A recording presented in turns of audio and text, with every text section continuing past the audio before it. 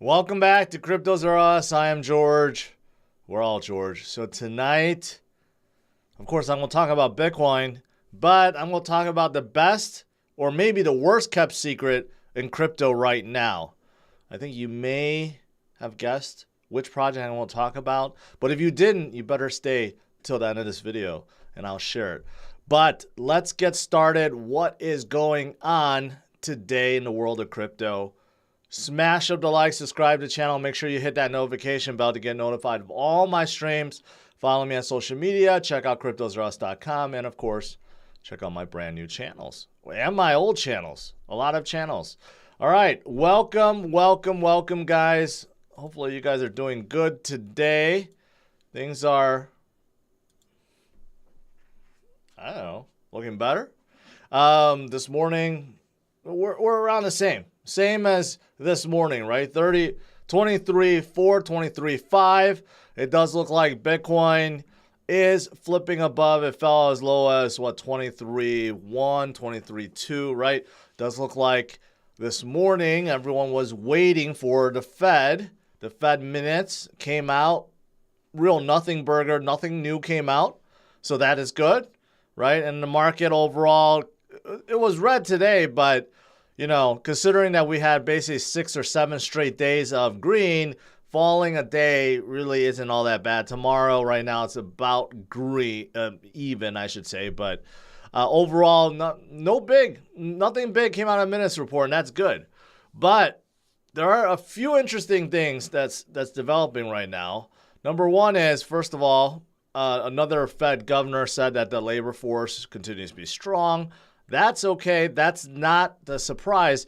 What is a surprise is it looks like there are a lot of banks trying to get into crypto right now, specifically utilize stablecoins. So it's actually causing the Fed and some of these Fed governors, to really start looking at and taking seriously something that the U.S. Can produce themselves, something that could compete with the stable coins that exist right now, right? Like CBDCs, we've been talking about it, and there's supposed to be something that they're looking to implement called FedNow, which could be alternative to CBDC. So I don't quite get what FedNow is, but they're trying to get this ready by mid-2023. And it looks like it's some kind of new digital payment system. Not exactly using crypto, I don't think, but it is something that they're working on because they recognize there's a lot of banks and financial institutions that really want to utilize blockchain and stablecoins. So now the Fed is trying to rush something out called FedNow. I'm going to have to keep my eye on that. I don't know what that really means exactly and how serious they are about it, but that's kind of interesting, right? Kind of interesting there. But knowing the Fed is probably and knowing the politics in the U.S. probably going to be like years upon years of fighting before something like this ever gets implemented. But we'll see. We'll see. All right. What else is there? Cisco reported earnings today. Pretty good. Unlike Target released horrible numbers today, but they're pretty optimistic about the rest of this year. So we're getting a lot of big retailers and tech companies that say, hey, we're doing just fine, and the rest of this year will be fine as well. So these are good things. All right. What's not a good thing is Kwon. He hires a law firm, right? Because he anticipates he's going to get sued left and right. First of all, I don't know where he's getting the money from because, supposedly he said he lost it all along with everyone else. So I don't know how he could afford to hire a law firm. And second of all, he's still hiding out in Singapore. So is he going to go back to South Korea, right? If he's going to get sued, is he going to stand in front of a jury? I don't know, but it does look like he's preparing to battle. Also, unfortunately, there's a Canadian pension fund. We hear about pensions and pension funds getting into crypto, right? Unfortunately, one of the biggest ones in Canada put $150 million into Celsius, and they have just written that off because they anticipate they're going to get zero back. So they just wrote it off as a loss. Okay, that's never a good thing. So that's how little the CEO thinks of Celsius and the chances of them recovering anything. He just said, forget it. We're just going to assume it's nothing. We're writing this whole thing off. So it's unfortunate. It's a black eye for these institutions, especially for this one, but black eye for all institutions that are thinking about getting into crypto, right? Because they look at this and like, well, we don't want to risk 150 million.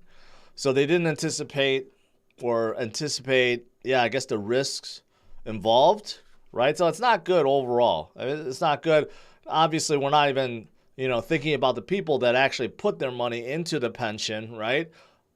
So there's just a lot of bad stuff that's still coming out of this. So black eye for the whole industry, and of course, we still don't know what's going on with Celsius. Supposedly they got the okay to sell off their mined Bitcoins to kind of pay for operations. I read something about that this morning, but it's only like $10 million a month or something like that. And they're burning through way more than that per month. So it's anticipated by October they're going to be out of money. So I don't know what happens afterwards. Again, it's a messy situation. That's for sure. All right, now let's talk about some good stuff rather than all this messy stuff. Kraken CEO Jesse Powell says, hey, you got to be very bullish on Bitcoin. Why would you bet against Bitcoin? I agree. He said he picked some more up at 18,000. I did too. I don't know how many of you guys picked up while we were below 20,000. If you did, pat yourself on the back, right? So it's a good move. DCing along the way, especially toward the bottom, is a good thing. But Jesse thinks, yeah, of course, good things are coming, and it's not just him. Morgan Creek CEO Mark Yusho also thinks that every investor needs to buy Bitcoin. Bitcoin has outperformed everything. If you go back 2 years, 4 years, 6 years, 10 years, 12 years, doesn't matter how far you go back other than 1 year. But Bitcoin has outperformed every asset out there. So why would you not have some Bitcoin in your portfolio, right? Well, that's obvious. It makes sense. Makes a lot of sense. What else is good is in Australia, if you're from Australia, well, there's going to be a spot Bitcoin ETF. Okay? So that is pretty good. And you'll have exposure to other crypto too, like Ethereum and others. So that's pretty positive. Overall, Bitcoin ETFs, what they do is basically bring more money into the space. Doesn't mean necessarily institutional investors, but even retail investors, the ones that just don't want to mess with wallets, don't want to mess with exchanges, right? They just want to buy with their brokerage. That's what these ETFs offer. It's a fund that allows people to get direct exposure to Bitcoin and crypto. And these funds must buy Bitcoin and crypto to be able to sell the shares to investors. So I think spot ETFs are definitely a plus. So now we got another one coming. Of course, we have a few in Canada. In the US, we're still waiting, right? Still has not come. But soon, maybe BlackRock is going to call Gary one of these days and say, hey, approve it now. And then Gary approves it. That could be coming right around the corner. Okay, also, if you're holding 10,000 Bitcoins, right? If you're holding 10,000 Bitcoins like I am, well, the number of holders keep increasing. I'm just kidding. No, but the number of holders are increasing. The ones that hold over 10,000 Bitcoins, that's a lot of Bitcoins. That's a lot of Bitcoins out there. And the number of Bitcoins that have not moved in over 10 years. Think about it. If you think you're a strong holder, think about holding for at least 10 years, right? That number just reached an all-time high. Look at how fast that went up, right? All-time high at 2.5 million. 2.5 million out of the entire supply has not moved in 10 years. You could say, well, maybe a lot of it is lost. Some of it is Satoshi's wallet. That's fine. But this is out of circulation, basically. Whether they're holding or it's lost or Satoshi's, Doesn't matter. It means it's out of circulation. So if you look at how much there is, minus this, there's really not that much out there, right? And the anticipated number for lost Bitcoin is actually way higher than 2.5 million. So, pretty scarce. Bitcoin is pretty scarce. And then also Russian miners, right? Putin and his crew, they're not oblivious to what's going on, right? In fact, I wouldn't doubt they're stockpiling Bitcoin at this point. But, miners in Russia has doubled their power, and that's because they keep adding more and more miners to their farms, right? So we know what's going on with Russia right now. They want to get off the USD, right? Are they secretly acquiring and mining a shitload of Bitcoin, right? Maybe. Maybe they want to make Bitcoin the global currency. Maybe this is how it starts, right? But definitely the miners are kicking in full swing once again, and that's good for Bitcoin overall. Okay, now let's talk about the best or maybe the worst kept secret in crypto right now. And which project am I talking about?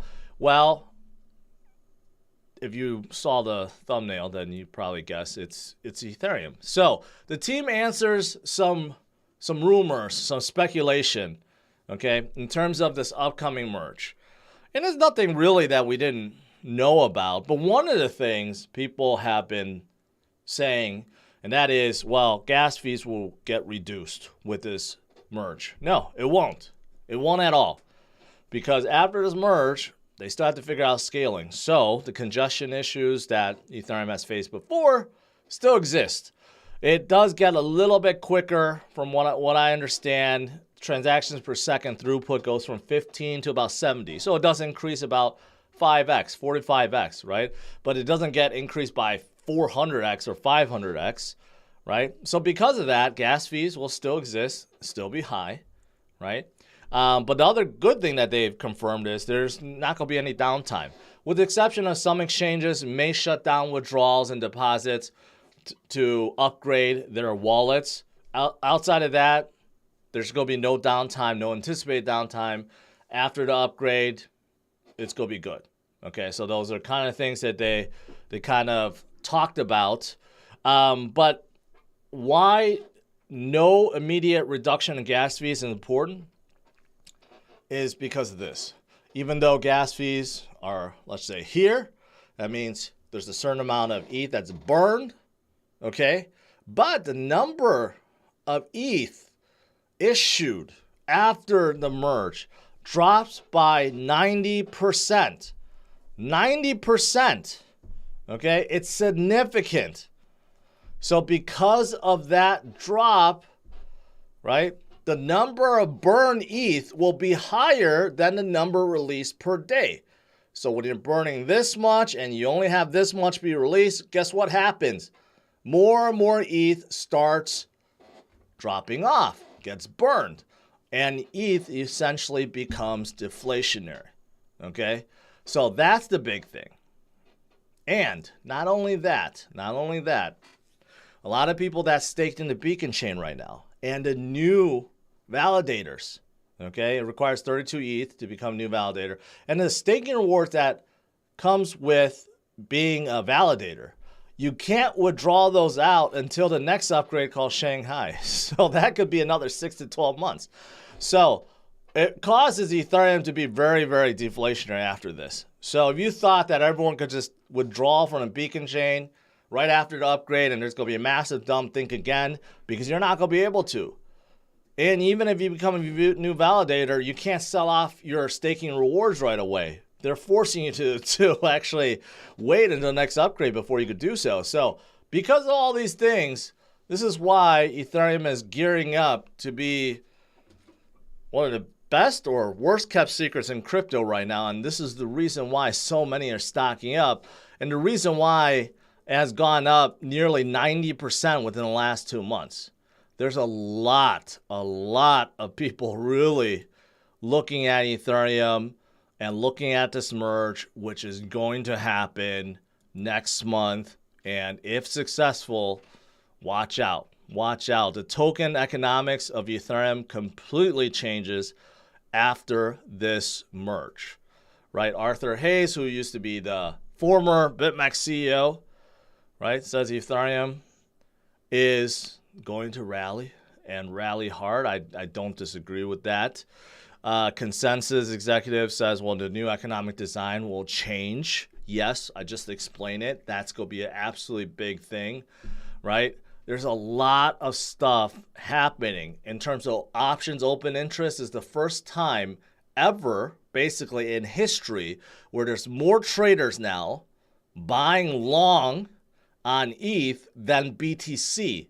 Almost double now. We have never, ever, ever seen options interest higher on Ethereum than Bitcoin, and we're seeing that right now. That shows you how many people are really stocking and anticipating a huge run with Ethereum, right? So that's also pretty substantial, very, very substantial, right? And this is just talking about AAVE and number of people that are borrowing, right? They're borrowing ETH right now. Why are they borrowing ETH? This is the highest it's been for 2 years, going back to 2020. Why are so many people borrowing ETH? Maybe because they're anticipating ETH is going to go up and it's worth it to borrow, even though they're paying interest. That's a perfect explanation for it. So, is Ethereum the best kept secret right now or the worst kept secret? Quite possibly. I know a lot of people are right now starting to come back into this space, looking at some of the decimated altcoins of projects, especially the smaller ones, mid caps, right? But sitting at number 2, I don't think you could overlook this. If you do, well, you might miss out, right? Ethereum is it's a big cap, it's the second biggest in the space, and I think it's being very overlooked right now before this merge, okay? So let's just put it that way. All right, so there you go. That's the secret if you missed it.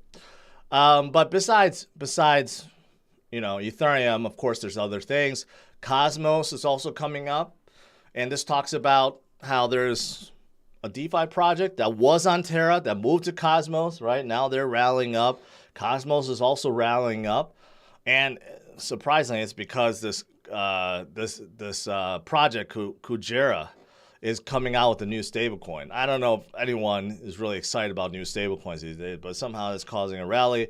But nevertheless, I like the fact that Cosmos is still growing. Cosmos really needs some DeFi project. I think that's the only thing that's really holding them back right now, but it's good that they're still building and growing. So, of course, that's fantastic. Also, BNB. BNB is one that I've talked about many times in the past. So many people overlook BNB, right? Because it's Binance. It's not exciting, right? But BNB, man, they're still growing. People forget how big they are. Their trading volume is bigger than every other exchange combined. That's how big Binance is. They are, of course, basically global. Almost every single country is, has a Binance exchange or allows citizens from every exchange, from every country pretty much, right? People also forget they do have a DeFi ecosystem. They have their own chain, which is actually coming up once again, right? And they're also pretty good about security too, because last week, Curve, one of the DeFi projects on Ethereum, had a small hack where about 450,000 to 500,000, right, was stolen. And the hackers tried to cash out on Binance, right? They thought they were smart and they were going to outsmart the security team at Binance.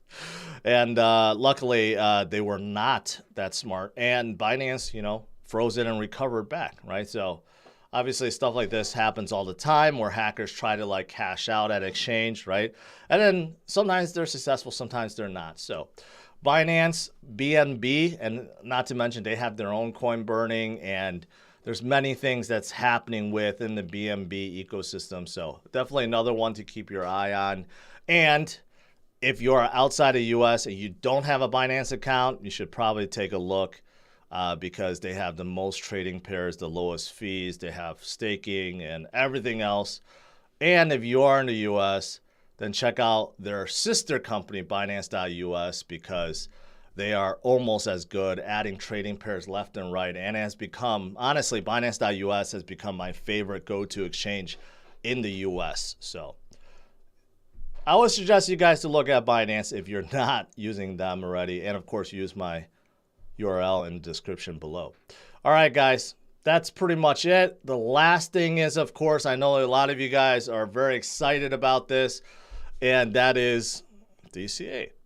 Right, so last week, I think we were pretty much the same as last week. I remember it was like negative 30-something% last week, right? I've said slowly over time, this is going to recover, right? We're going to see this claw back to zero, then head into the green. I'm going to be doing DCA with you guys every single week, and I'm going to prove to you guys that DCA works. And the best part is, right, you get to buy when things are low and bring your cost average down. That's the whole point of DCA. And right now, we're definitely still low. So I was giving some thought in terms of what to DCA this week, right? I just got done talking about the best kept secret, right? So I have to add some Ethereum. I was thinking whether or not I should put all the $100 in Ethereum or spread it out a little bit. I do think I'm going to spread out a little bit. I think I'm going to put like a 50%, about $50 in Ethereum, because I still think I don't have enough Ethereum in this portfolio. But also, you know what? I want to add a little bit to, I think I'm a little lightweight in Polkadot, because I added Polkadot pretty late. So I want to add a little bit to Polkadot. Also, I did want to add a little bit to BNB, because I think I'm a little lightweight in there too. So I'm going to do $50 in ETH, 25 in Polkadot, and 25 in BNB. So I think that's a good breakup for this week. So let me add, I got to do some math here.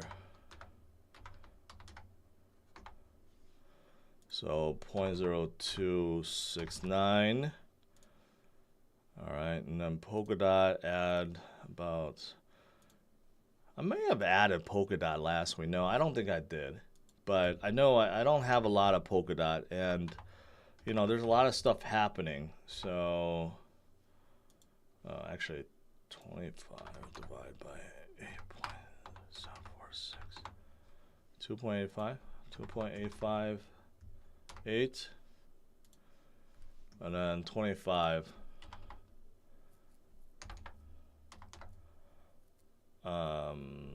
306.2.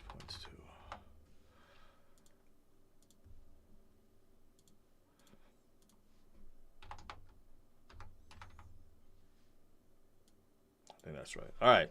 So this week is going to be Ethereum, BNB, and Polkadot, right? So again, what I'm doing, in case you're not aware, I've been DCAing $100 pretty much every week since the end of June of 2021, right? Obviously, it was up, now it's down, but I'm going to keep doing this and show you guys the power DCA over time, and we will see this go back in the green in the future, but I'm going to keep doing it, and it has been coming up because it was, at one point it was negative 50-something%, 52, 53%. Then it was crawled back to the 40s, crawled back to the 30s, soon it'll be the 20s, and soon it'll be in green. That's it. All right, let's do some Q&A. Oh, I just noticed. This is off. There we go.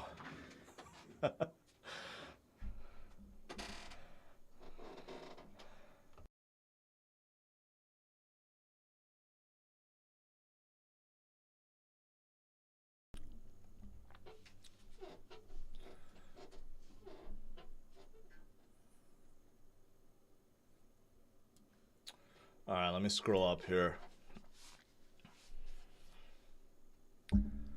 You guys lose me briefly. Someone said they lost you briefly.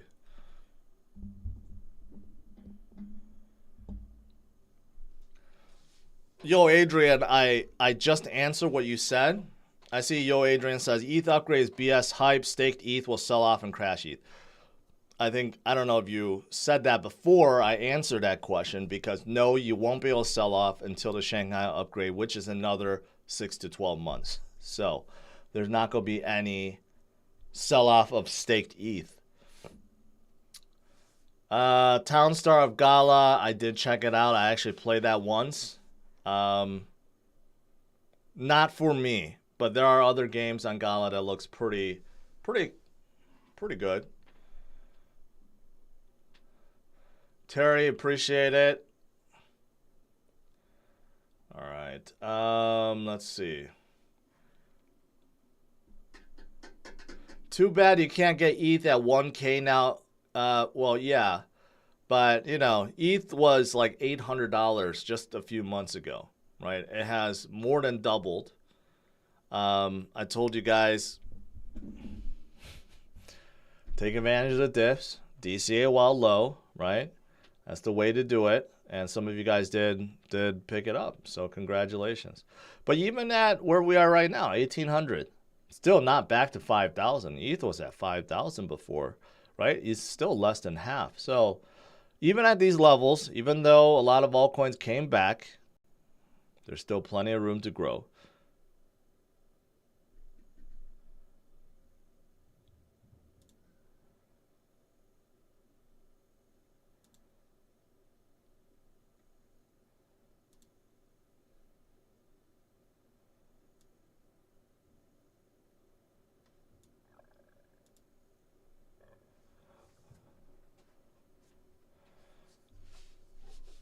All right, now I'm making it up here.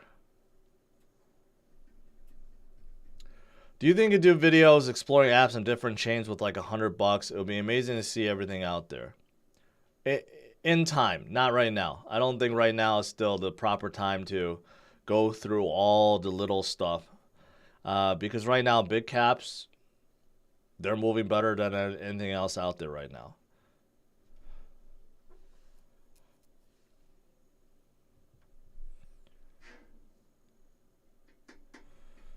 Jesse asked your personal thoughts on what will happen to Celsius. My personal thoughts is just to go collapse and that's it.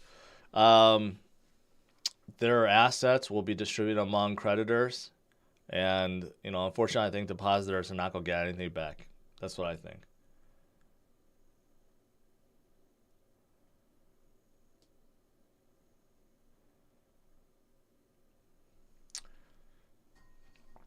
Chainlink Smart Com event. Someone said that this morning. Crypto Cyclops. I'm pretty sure I saw this before.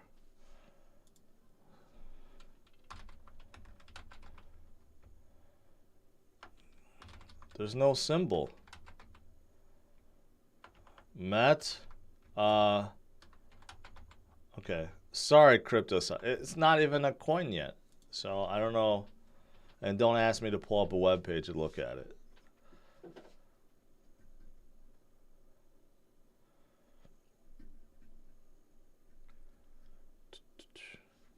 Oh, I got the wrong view. There we go. I just realized I got rid of my screen. Wrong view. Vidhan, thanks for taking your time. Do you think Anchor has a future? Sure. And you were asking me on this morning, but you were being a real dick about it. Okay, so I'm going to clarify for everyone. If I miss your super chat, it's not because I missed it on purpose. It's because there's a lot of stuff going on, right? So if I missed it, just nicely re-ask it, right? You don't have to send another super chat. Just say, hey, you missed it. You know, be nice. Don't try to cause a big ruckus over it. Someone said I want George Sundem on C3. It'll be full swing at Vasil, hard fork. C3? I don't know what C3 is. Terry, I don't know what C3 is. Clarify. As for Anchor, sure. I think it has a future. It's for staking. It's a staking project and a node project. So if you wanted to have someone build your node and host your node for you, well, you could have Anchor do that. It can also do liquid staking. It has liquid staking ETH, and you can do micro staking and all these other kind of staking. And they do have a partnership with a few big companies. So, yeah, I think they have a future. Whether or not they're going to have a tremendous future, I don't know. It's a project that I don't hold. I'd much rather hold L1s over something like that.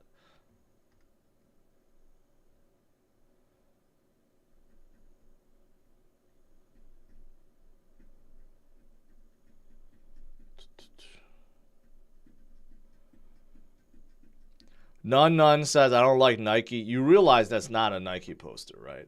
You realize what it says. It doesn't say just do it, okay? It says just hodl it. So, cool down. Terry's asking about Charlie 3. Just say Charlie 3, man. Don't say 3. C3. I've said this before. I'll say it again. There's no Oracle in this space that is anywhere close to Chainlink. And Charlie 3 is another one that I don't think will do well. There's so many Oracles out there. None of them are being used other than Chainlink. And Chainlink support is coming to Cardano. There's no doubt about it. So, no, I'm not a fan of any Oracles, including Charlie 3, outside of Chainlink.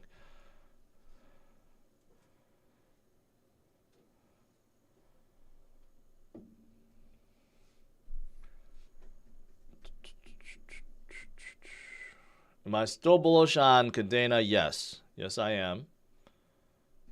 Palmetto, appreciate it, man. Spent a lot of time. I still got more stuff coming up. Let's go make it a little bit cooler, but I think I'm pretty much set with what I have now. Robert, have I built any more Lego sets? No, but my wife did. She built a BMW bike. It's pretty cool. I always go showcase it, but it's kind of big.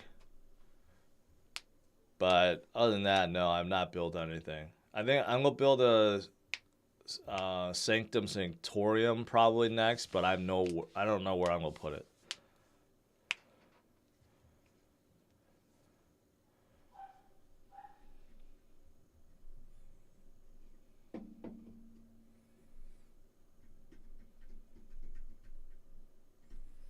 You seem annoyed, Lady George. You good? I'm good. I'm just annoyed by people that bother me. That's why.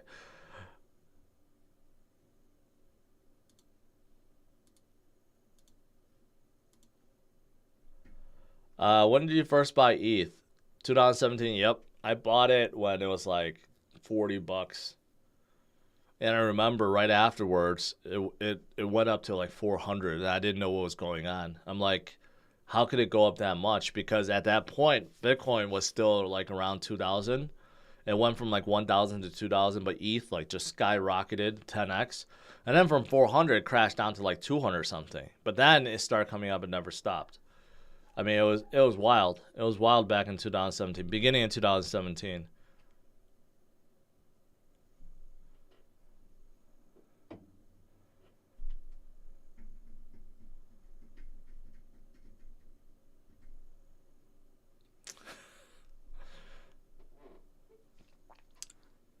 Interesting fact, the George Foreman grill was named after me.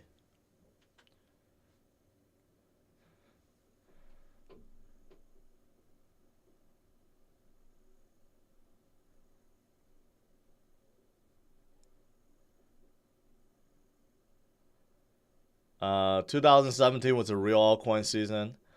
For some, yes. But you could argue 2021 had more gains than 2017. For sure. At least in terms of dollar amount, maybe not the percentage amount, although there was a lot of projects that blew up in 2021.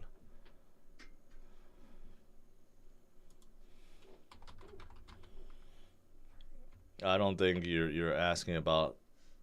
I think you spelled that wrong, Joven. I think you meant Hathor. No. I don't know which project you're looking at.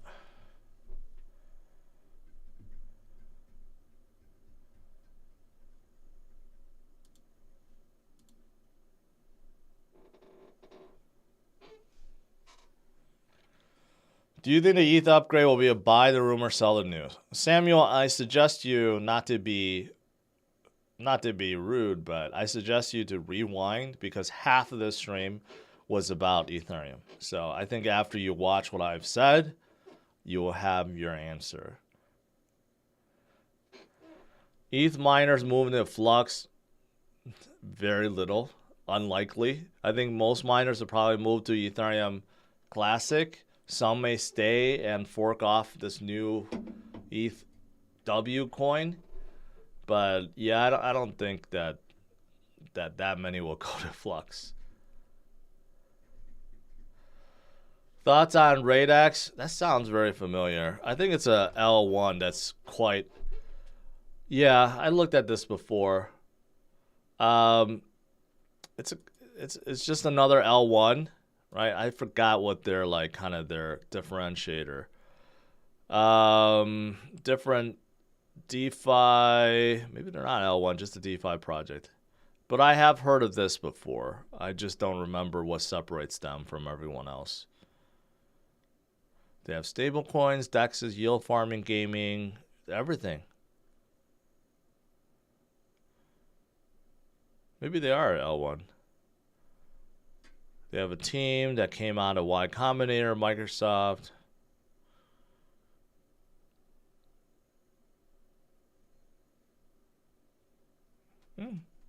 Look at this, not bad, not bad. There was something about them. I forgot what it was. I did look into them before. I may have to look into them again.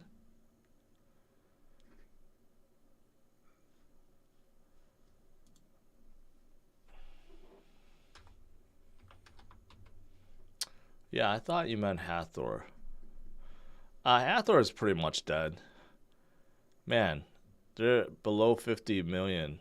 I remember how high they got at one point in time. Yeah, that doesn't look good. Scalable, easy to use blockchain for digital assets. Oh, I remember. They merged with someone else. Didn't they merge with Secret? I remember they merged with someone.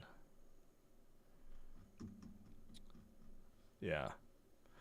I don't remember everything about Hathor, but one thing I do know is when a project gets this low in market cap, it's very hard for them to come back up because most people have sold, and the reason why it hasn't gone lower is because the team holds the rest. So the fact that they have fallen to below sub 50 mil market cap, it's going to be really, really hard for them to recover. So just putting that out there. People gravitate to what they know. They gravitate to what gives them the most trust, what they think will move the fastest, and it's definitely the bigger caps and mid caps right now.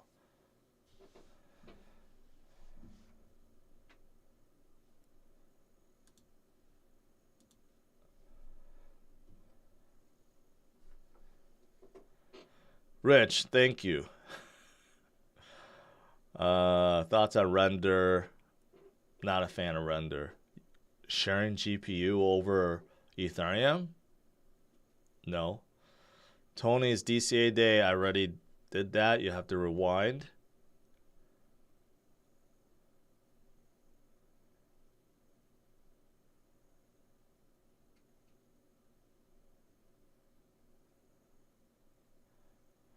Eric, I tend not to drink that much anymore.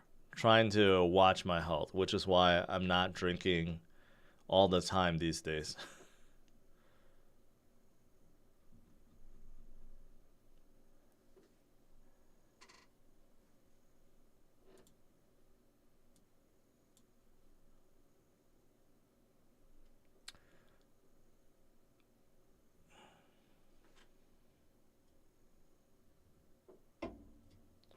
When are the OnlyFans NFTs coming up?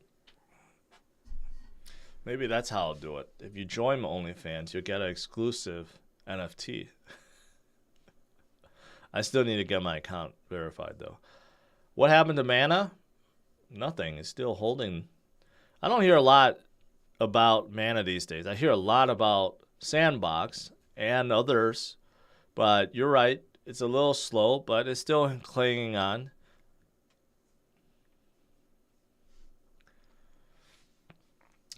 Brad, I stopped using Twitter, so to answer you, no. The problem is, I mean, not a problem, but I mean, for YouTube notifications, I realize that's probably an issue for a lot of people. But by now, you should know my schedule, right? It's like consistent every day, 8:15 a.m. Central Standard Time and 8:30 Central Standard Time. 2 days, basically every day, except weekends, which is more like afternoon or early afternoon, but I do post consistently still to Facebook. You could use that as a notification.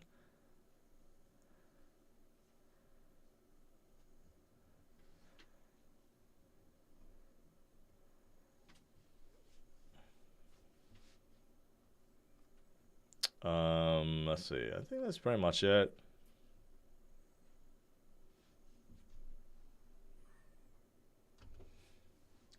All right, guys. So, best kept secret, or maybe the worst kept secret in crypto right now, I do believe is Ethereum. There's a lot that's happening, and if you don't know about it, you need to rewind and check out what I just said, because I think after the merge, there could be a lot of people flocking in. So pay attention. But outside of that, Bitcoin is still doing fine, still hovering, right? Let's see what happens later this week. Are we going to see some good movement? Well, one could hope. So smash the like, subscribe to the channel, and I'll see you guys tomorrow, 8:15 a.m. Central Standard Time. All right? Have a good one, guys. Take care. Bye-bye.